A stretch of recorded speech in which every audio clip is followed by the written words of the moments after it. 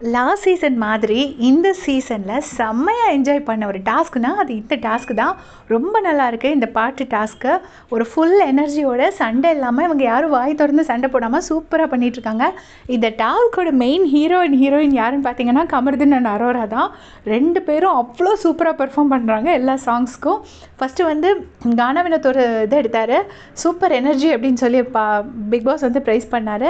அதுக்கப்புறமா பார்வதி வந்து அந்த வேஷ்டி சாங் தனுஷோட சாங் ஆடினாங்க, அதுக்கும் கரெக்டுன்னு சொன்னார். அதுக்கப்புறமா வந்து கமருதீன் வராரு. கமருதீன் வந்து அந்த ஆடி போன ஆவணி சாங்க்கு கேலண்டர் எடுத்திருப்பார். கேலண்டர் எடுத்து அது வந்து வின் பண்ணிட்டாரு. அதுக்கப்புறமா வந்து கமருதீனுக்கு இன்னொரு சாங் வருது, அந்த கண்கள் இரண்டால் அந்த பாட்டு.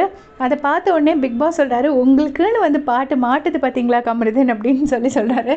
அது சூப்பராக அப்படியே அந்த ஜெய் பண்ணது மாதிரியே கமருதீன் பண்ணி காட்டியிருப்பார். அப்புறமா அரோராவுக்கு வந்து உப்பு கருவாடு சாங், செம்ம எனர்ஜி, அப்படியே அதே மாதிரி டான்ஸ் ஆடி காமிச்சாங்க.